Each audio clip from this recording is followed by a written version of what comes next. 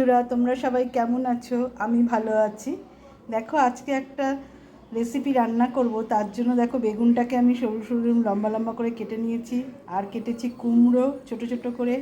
আর এই ডাঁটাটা চিনতে পারছো? এই ডাঁটাটা হচ্ছে শাকের ডাঁটা, সরু সরুগুলো, কাটোয়া ডাঁটা না, এটা শাকের ডাঁটা। আর নিয়েছি এরকমভাবে আলু কেটে। আলু, কুমড়ো, বেগুন, ডাঁটা এইসবগুলো একটা নিরামিষই না, এটা আমিষ পদই রান্না করব। দেখো, চলো তাহলে করতে থাকি। কড়াই বসিয়ে দিয়েছি বন্ধুরা। কড়াইতে এবার আমি সর্ষের তেল দিয়ে দিচ্ছি।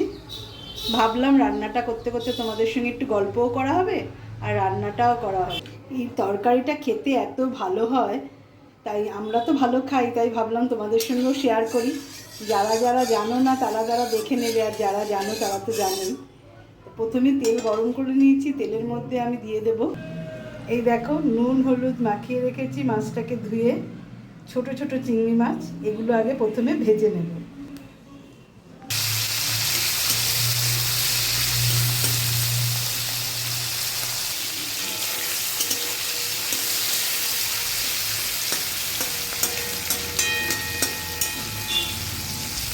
দেখো বন্ধুরা, মাছগুলো ভাজা হয়ে গেছে। খুব বেশি ভাজবো না, যেহেতু এটা তরকারিতে দেব। এবার মাছগুলোকে তুলে নেব বন্ধুরা। এবার কড়াইয়ের মধ্যে আমি, তেলের মধ্যে আমি এই পাঁচফোড়নটা ফোড়ন দিয়ে দেব। এবার আমি সবজিগুলো ছেড়ে দেবো।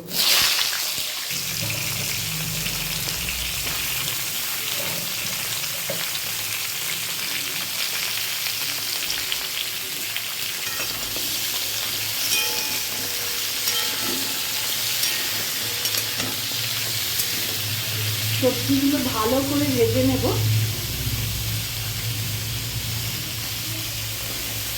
আঁচ কমিয়ে সবজিগুলো খুব ভালো করে ভেজে নেব। তোমাদের সবাইকে আর একবার ধন্যবাদ দিচ্ছি, যারা আমার এই চ্যানেলটা দেখো। যখন যা ইচ্ছে লাইক কমেন্ট শেয়ার করো, তাদেরকে আমি অনেক ধন্যবাদ। তোমাদের জন্যই আমি এত ভালোবাসা দিচ্ছ দেখে, আমি উৎসাহ পাচ্ছি দেখে, তাই আমি ছোট্ট ছোট্ট ভিডিও বানাচ্ছি আর তোমাদের সঙ্গে শেয়ার করছি। আর এই রান্নার মাধ্যমেই তোমাদের সঙ্গে একটু গল্প করছি। খুব ভালো লাগছে। এইভাবেই পাশে থেকো আমার। এবার আমি নুন দিয়ে দিচ্ছি, আর দিয়ে দিচ্ছি হলুদ।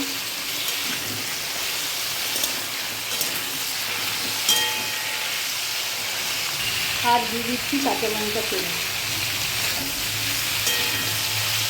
আর দিয়ে দিলাম গুঁড়ো জিরে। দিয়ে ভালো করে কষিয়ে নেব। আর দিয়ে দিলাম একটু আদা বাটা। এবার ভাজা চিংড়ি মাছগুলো দিয়ে দিলাম। এগুলোকে দিয়ে একটু ভালো করে কষাবো।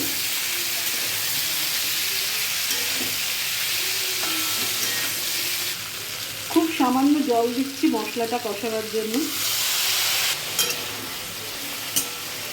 এবার একটু এটা ঢেকে দেবো। এখন জল দেবো না, মশলাটা ভালো করে কষবে। আরও 5 মিনিট মতন আঁচ কমিয়ে মশলাটাকে কষিয়ে নেব। একটু ঢেকে দেব। দেখুন বন্ধুরা, তরকারিটা কষানো হয়ে এবার একটু চিনি দিয়ে দেব। খুব ভালো নেড়ে তেল ছেড়ে গেছে। এবার আমি একটু জল দিয়ে দেবো। এটা যেহেতু ঝোল ঝোল হবে, তাই অনেকটা জল দেবো। তরকারিটা সেদ্ধ হওয়ার পরেও যেন জলটা থাকে, মানে ঝোল হবে তরকারিটা। দেখুন, অনেকটা পরিমাণ জল দিয়ে দিয়েছি। ভাজাতেই তরকারিটা অর্ধেক সেদ্ধ হয়ে গেছে, তারপর যেটুকু বাকি আছে সেটুকুই জলটা দিলাম। এটা দিয়ে সেদ্ধ হবে আর তরকারিটা ঝোল ঝোল হবে দেখে, তাই একটু জলটা বেশি দিলাম। এবার আবার ঢেকে দেবো। চলুন, তরকারিটা ঢেকে দিচ্ছি, হতে থাকুক। বন্ধুরা, তরকারিটা সেদ্ধ হলো কতটা। তরকারিটা সেদ্ধ হয়ে গেছে আর একদম ঝোল ঝোল হয়ে গেছে। খুব ভালো রঙটা এসছে। আমি এরপর দিয়ে একটু ধনে পাতা ছড়িয়ে দিলাম।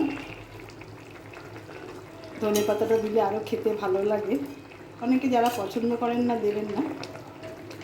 কেমন হয়েছে বন্ধুরা বলো, কমেন্ট করে জানিও কিন্তু কেমন হয়েছে। আর এটা না খেতে খুব সুস্বাদু লাগে। আমি কিন্তু এই ডাঁটা শাকের যে শাকটা, সেটা কিন্তু এর মধ্যে দিইনি। এটা শুধুই ডাঁটাটাকে নিয়ে নিয়েছি, তার সঙ্গে আলু, কুমড়ো, বেগুন সব কিছু দিয়ে তোমাদের তো দেখালাম কিভাবে রেসিপিটা রান্না করলাম। যাই হোক, ভালো লাগলে কিন্তু অবশ্যই কমেন্ট করে শেয়ার করো। আর এইভাবেই পাশে থেকো তোমরা, সবাই সুস্থ থেকো, ভালো থেকো।